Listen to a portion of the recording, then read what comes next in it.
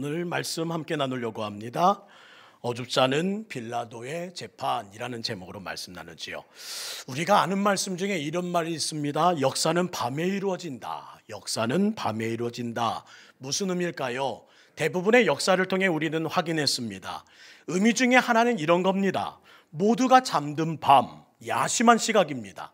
335 동지란 이름으로 사람들이 모여들었습니다. 그리고 함께 모여 역사의 길이 남을 아주 중대한 일, 그러나 은밀하게 진행될 때 이런 말을 사용합니다.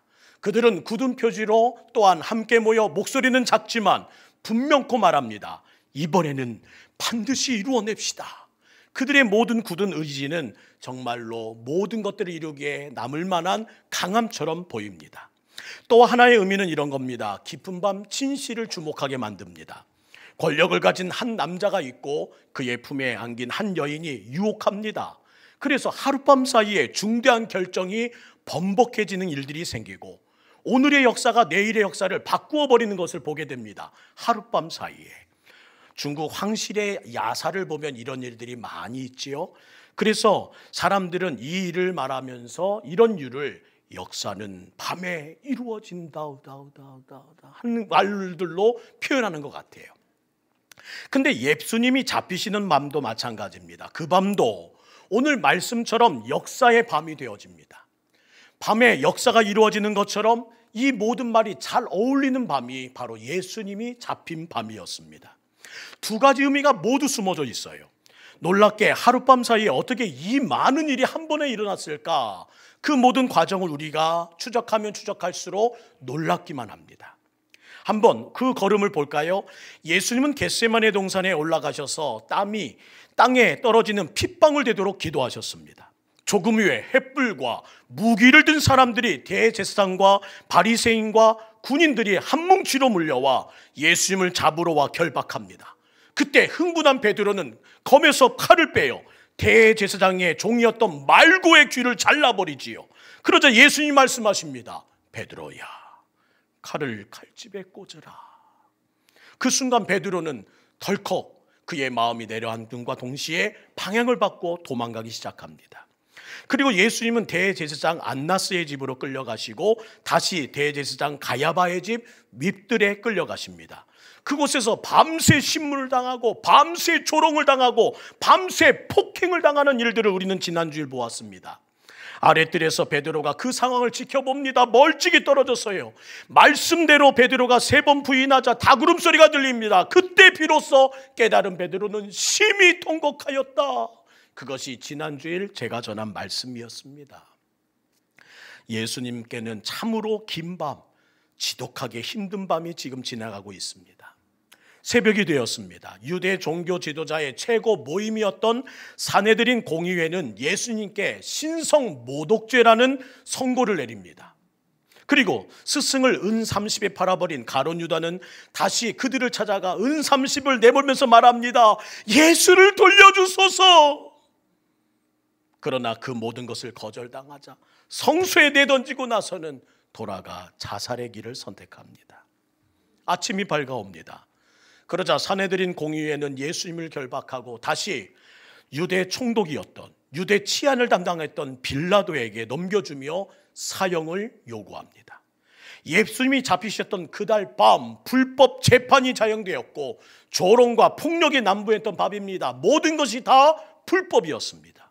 그런데 그 밤에 인류의 역사를 구원하고자 하시는 하나님의 구속사는 유유히 주도 면밀하게 역사를 바꾸어 가면서 진행되고 있더라는 겁니다. 실로 그 밤은 인류 역사상 엄청난 밤이었습니다. 오늘 그 밤 어떠한 일이 이루어졌었는지 어떠한 질문이 오갔는지 오늘 한번 주목해 보기를 원합니다. 마가복음 15장 1절은 이렇게 시작합니다.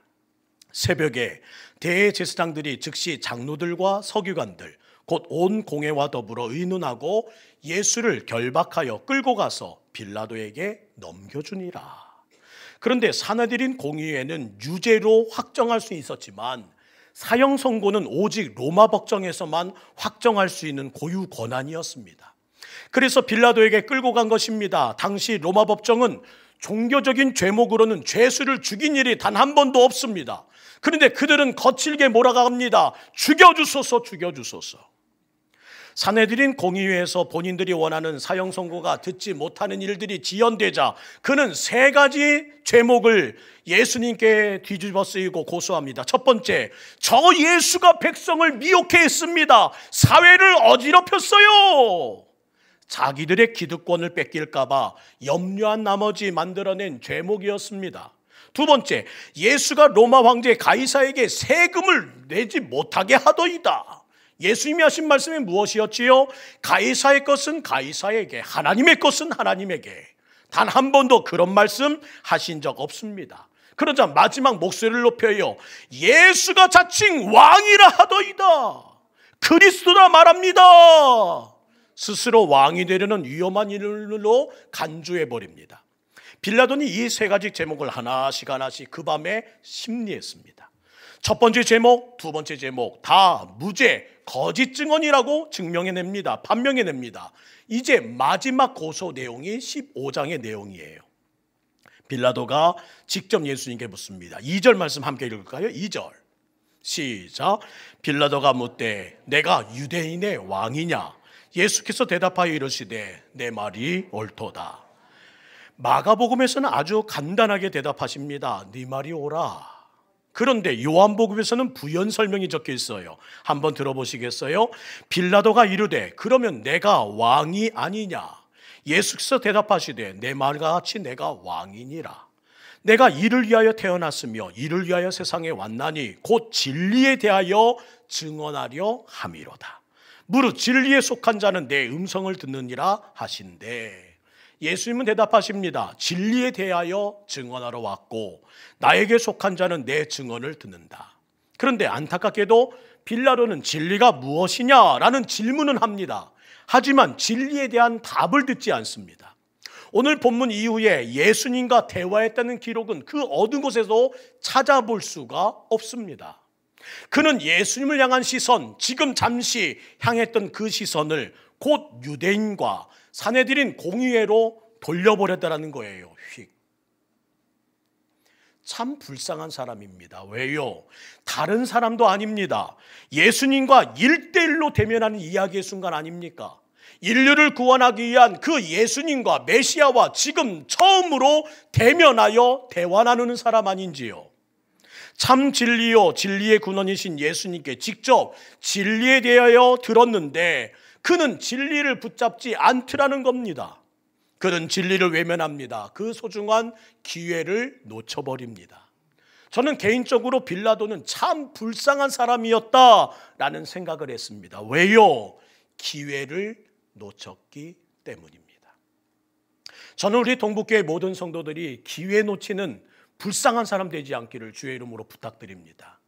그때 할 걸, 그때 잡았어야 하는데, 그때 순종했어야 하는데 그런 말로 불쌍한 길 걸어가지 않기를 간절히 부탁드립니다. 기독교 방송을 보았습니다. 어떤 여집사님이 울면서 간증하는 모습을 보았어요. 그분의 간증 내용은 이렇게 시작합니다. 사람들이 복음을 들을 기회가 영원하지 않다는 것을 이제 알았습니다. 사람들이 복음을 들을 기회가 영원하지 않다는 것을 이제 알았습니다. 그러면서 시작된 이야기는 이렇게 시작해요. 제 남편이 곧 교회에 가겠다고 해서 그 말을 듣고 계속해서 기다렸습니다. 기다리고 또 남편이 올 때를 기다렸습니다. 그러나 그 약속은 계속 미로만 가졌지요. 그러던 어느 주일 아침이었습니다. 남편은 급히 출장을 가야 한다면서 잘 다녀와, 교회 갔다 와, 그러면서 불이 나게 밖으로 나갔습니다. 그날 주일 예배를 은혜롭게 마치고 돌아온 저에게 전화 한 통이 걸려왔습니다. 수화기를 들고 다급한 목소리가 들려오는 그곳을 향해서 저는 귀를 기울였지요. 여보세요? 여보세요? 거기 아무개의 집 맞습니까? 아내신가요? 예. 그날 남편은 교통사고를 당해 다시는 집으로 돌아오지 못했습니다. 너무 늦었습니다. 남편에게는 이제 기회가 없었습니다. 제가 그것을 조금만 일찍 깨우쳤다라면 출장가는 남편을 그냥 보내지 않았을 겁니다. 만약에 남편이 다시 살아나 5분이라는 시간을 내게 주어진다면 제 심장을 파서라도 저는 남편에게 예수 전할 것이며 예수님을 믿고 나가라고 다리를 붙들고 동사정했을 겁니다. 그러나 제게 그런 기회는 다시 오지 않겠죠. 사랑하는 성도 여러분, 우리 주위에는, 우리 가족 중에는 진리가 다가와서 마음의 문을 두드리고 노크함에도 불구하고 오히려 빗장을 걸고 잠그고 진리를 외면하는 빌라도의 후예들이 얼마나 많은지 모릅니다. 꼭 기억하셔야 합니다. 복음을 전하고 복음을 들을 기회는 항상 다가오는 것이 아니라는 것을요. 여러분이 사랑하는 그 모든 영혼들에게 복음을 전할 수 있는 때를 놓치지 않고 기회를 놓쳤다 가슴 치며 후회하고 그 가장 불쌍한 길을 걸어가는 여러분 되지 않기를 주의 이름으로 간곡히 부탁드립니다. 빌라도는 기회를 놓친 자였습니다. 예수님께로부터 아무런 흠도 발견할 수가 없었어요. 몇 마디 대화를 통해 오히려 예수님의 권위, 예수님의 도덕성에 그는 감동하고 맙니다. 그리고 그가 알았던 진리는 이겁니다. 마가복음 15장 10절과 11절 말씀 함께 읽겠습니다. 시작. 이는 그가 대제사장들이 시기로 예수를 넘겨준 줄 알미러라. 그러나 대제사장들이 무리를 충동하여 도리어 바라바를 놓아달라 하게 하니. 빌라도는 예수님이 놓아주기 원했습니다. 예수는 무죄다. 근데 그때 대제사장들이 충동된 무리를 일으킵니다. 바라바를 놓아주세요. 오히려 예수를 못 박기 원합니다. 예수를 못 박으라. 예수를 못 박으라. 빌라도는 알았습니다. 종교 지도자들이 왜 이러는 줄을요. 그 이유를 본문도 명확히 기억합니다. 대제사장들의 시기로, 그들의 시기심 때문에. 그 시기란 단어를 헬라어는 푸도노스라고 말합니다. 푸도노스. 이는 내가 갖지 않은 것을 상대방이 갖고 있을 때 다 빼앗고 싶은 악의적인 심정을 말하는 단어입니다. 무슨 의미인가요? 예수님을 향한 대제사장들의 시기는 어디서부터 왔다? 예수님이 가지신 영적 권세와 능력을 보면서, 예수님이 가르치는 그 가르침의 탁월성을 보면서, 이적과 기사를 일으키는 예수님의 능력을 보면서 이러건들이 자기들에게 없음을 알고 다 빼앗으려 하는 욕심이 생겼다. 저걸 눈뜨고는 못 보지. 내가 저걸 눈뜨고는 못 보지. 이 시기심 때문에 지금 예수님의 죽음이 서서히 다가오고 있습니다. 이는 인간 세상에 가득한 감정이지요. 그러나 오늘도 이 모든 감정, 시기심이 교회에서도 성도들에게도 보여진다는 것을 아십니까? 거듭나지 않은 교회는 성령이 임하지 않은 성도들에게 나타나는 특징이 된다는 거예요. 뭐가요? 시기심이. 너에겐 있고 나에겐 없는 건 내가 다 망쳐버리리라. 정치일이라면 그렇다 치더라도요. 오늘 그 일을 선동하는 사람들이 누굽니까? 대제사장들. 그 목소리에 자기 목소리를 대하 추구하는 이가 누굽니까? 이스라엘 백성들. 그들의 시기심이 지금 예수님의 목숨을 요구해달라 외치고 있습니다. 예수의 전부를 빼앗으려고. 요한복음 19장 12절, 그들은 외치는 소리를 들어보십시오.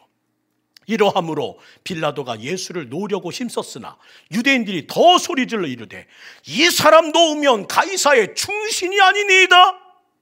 무릇 자기를 왕이라 하는 자는 가이사를 반역하는 것이니이다. 이어지는 15절, 그들이 소리지르되 없이 하소서, 제거하소서, 그를 십자가에 못 박아야 하느니라. 빌라도가 이르되 내가 너희 왕을 십자가에 못 박으랴?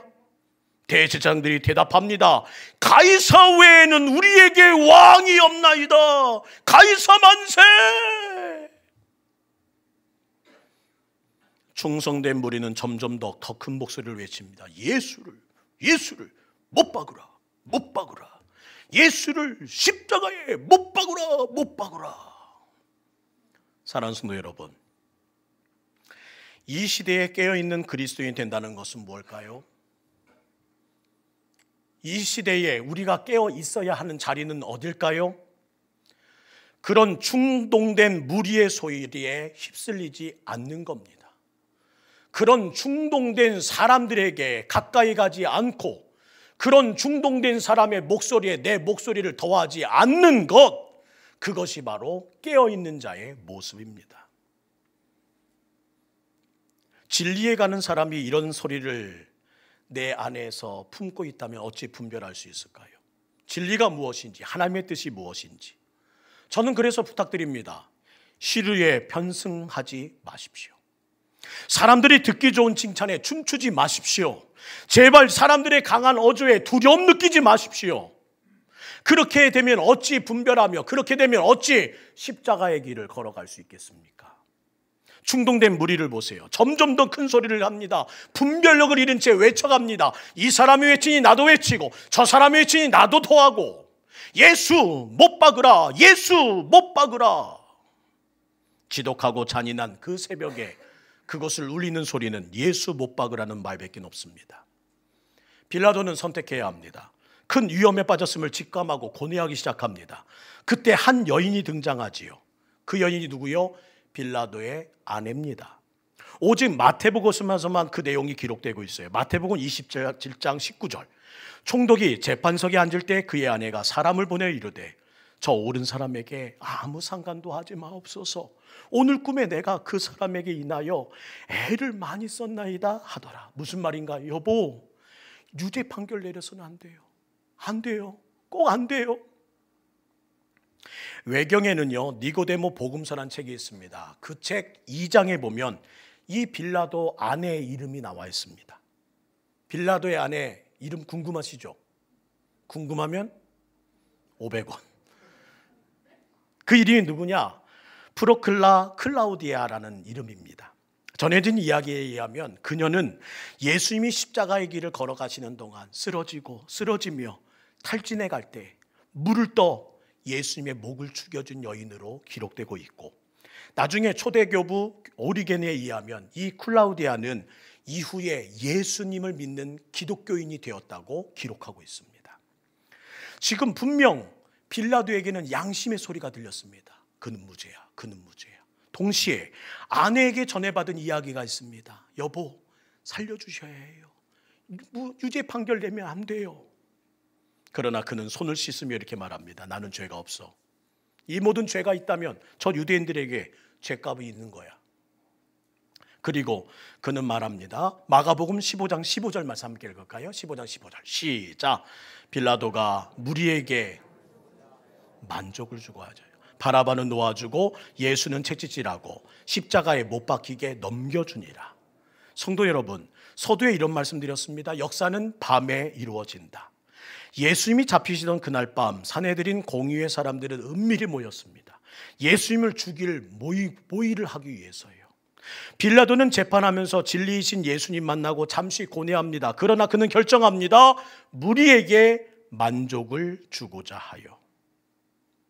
수천 년이 지난 지금 저희에는 사도신경을 외울 때마다 그 이름을 언급합니다. 본디오 빌라도에게 고난을 받으사.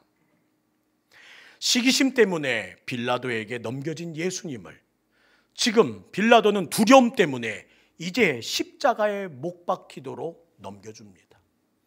예수님은 끊임없이 넘겨지고 넘겨줍니다. 그런데 이 넘겨지는 과정을 그냥 넘겨진다고 보면 안 된다는 거예요. 왜요? 지금 누군가에게 조종을 받는 무리를 만족시키기 위해 지금 이 일이 진행된다는 것을 영적인 눈으로 봐야 한다는 겁니다. 질문합니다. 그 무리를 조종하는 이들은 누굴까요?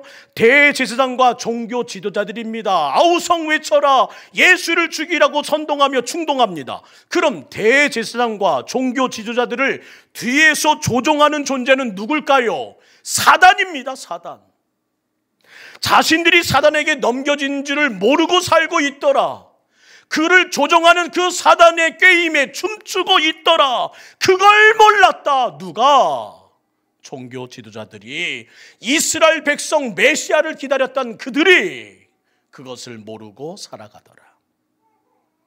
사랑하는 성도 여러분, 오늘도 하나님을 넘기는 교회들이 너무나 많습니다. 오늘도 하나님을 넘기는 백성들이 얼마나 많은지 모릅니다. 그들과 우리가 무엇이 다르단 말입니까? 오늘도 무능하기 짝이 없는 모태 신앙들 때문에 이름뿐인 크리스찬들 때문에, 모습만 버득한 기독교 역사 때문에, 거룩한 자존심을 상실한 채 돈 몇 푼만 있으면 털썩 주저앉는 교회들 때문에, 세상에 썩은 가치관 하나 바꿀 수 없는 싸구려 복음 하나 때문에, 세상에 천박한 유혹, 부모의 강요 때문에 무엇이 되어야 할지, 무엇으로 가야 할지도 모른 채 그냥 걸어가는 오늘의 다음 세대 청년들을 바라보며 하나님의 영화로운 이름은 시기심의 땅에 떨어지고 하나님의 능력의 이름은 두려움에 짓밟고 있는 오늘의 현실을 우리는 봐야 한다는 겁니다. 누가 그 뒤에서 조정하고 있습니까? 사단이 조정하고 있다는 겁니다. 사단의 전략을 똑똑히 보고 맞서 싸워야 할 때입니다. 주여, 저를 이 시기심에서 구원하여 주옵소서. 주여, 이 두려움에서 나를 건져 주옵소서. 저들에게 편승되지 않기를 원합니다. 예수를 못 박으라, 예수를 못 박으라. 그 소리가 점점 더 커질수록 그 모든 자리를 메꾸고 있는 나의 모습을 발견하게 되더라는 겁니다. 멀찍이 떨어졌던 나의 모습이 예수님과는 거리가 멀어지고 오히려 조종당하고 있고 오히려 그 모든 길들로 갈아가는 우리의 모습을 보게 되더라는 겁니다. 사순절입니다. 십자가를 우리는 기억하고 있습니다. 십자가는 유일한 구원의 방법입니다. 우리가 살 길입니다. 조정당하고 있는 그 끈을 끊을 때입니다. 그리고 우리의 생명 대신 예수님의 조정으로 우리의 모든 방향을 바꿔야 할 때입니다. 하나님은 십자가라는 유일한 구원의 방법을 통해 우리를 구원하셨습니다. 우리는 끝까지 복음에 붙들린 사람, 우리는 끝까지 예수 그리스도에 붙들린 사람, 우리는 끝까지 십자가의 능력에 붙들린 사람 되어야 합니다. 왜요? 이 마지막 시대를 어떻게 이겨내야 되는지를 보여주는 십자가의 사람이 필요하기 때문입니다. 우리는 끝까지 주의 길을 걸어가야 합니다. 우리는 더 연합하여 이 길의 끝에 서야 합니다. 우리는 시기 때문에 형제 자매를 사탄에게 넘겨주는 자 되어서는 안 됩니다. 우리는 두려움 때문에 사탄에게 조종당하는 저들에게 편승되지 않고 이 길 아니라 말하며 하나님이 원하시는 길로 방향을 틀어야 하는 사람입니다. 사단의 전략을 똑똑히 보고 맞서 싸울 준비를 하시는 오늘, 우리의 기도는 하나입니다. 주여, 내 안에 시기심이 사라지게 하옵소서. 주여, 내 안에 세상을 두려워하는 마음을 주여 덜어내고 가게 하여 주시옵소서. 나는 오직 십자가의 사람 되어 주님의 뜻을 위해 싸워 나가기를 원하오니 내 모든 마음을 주여 다시 다잡게 하옵소서.